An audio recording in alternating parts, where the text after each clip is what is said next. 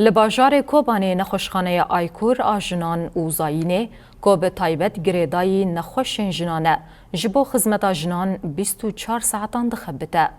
نخوشخانه آیکور آجنان و زاینه لباجار کوبانه ده سال 2016 ده هات فکرن. جوی دمیوه کار و خبات خواه بردوامه او نخوشخانه به گلک بشین خواه ده خدمت جنان ده هر وها اف نخوشخانه جبو سفکرنا بارین وان نرخین کم نخوشان پیشوازی دیکه. کسی که ده نخوشخانه ده کار دکن دیار کرن که ده دمین داویده گلک بش دناف ده یا عملیات لنخوشخانه هاتن زیده کرن. هر وها گوتن او 24 ساعتان جبو خدمت جنان لورن او دنافا آماده کاریان دنه. دستی که و اطفال مج عملیات درخست اما او بکنه حاول سراقت کن والنافع داره صاحب مفرزات پا بکن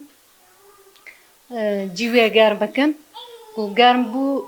ودای خیرن بو ذاتن دکتور دنیره دوده خودیو کو ودای خانرن بیش ذاتن هم دکنه حاضنه دبي درمانگه دو کار دکم درمانگه طبعا 24 ساعتان وکره تیدا درمانی نسائی کامل متوفرة ودرماني أطفال جديدي أما وكيدن درمان دا أصناف دن دا مثلا درماني ضغط قلبية كذا كيم تدين سي 4 صنفتانة سي 4 علبتان تدين بحيث بربر يعني نخستن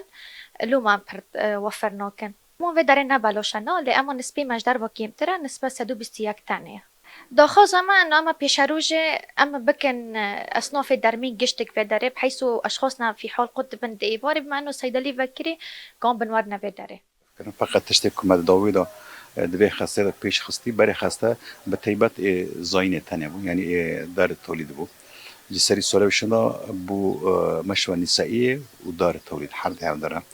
تبع معناه انه حمود عمليات الجريداي جنيل بدر كده تشكرني اي ولاداتي اي بعد ولاداتي اي راكرني مال الزارن اي كيسات اي عمليات بلاستيك تجميلي كوتش عمليات هاني اي كوجينا جريدي يشكل بام مال بدر كي تكرني جا فئاتي وانا اسعاري وانا بشكل كرام زي وقت ما هاني زمان ما بقول سادي 35 يعني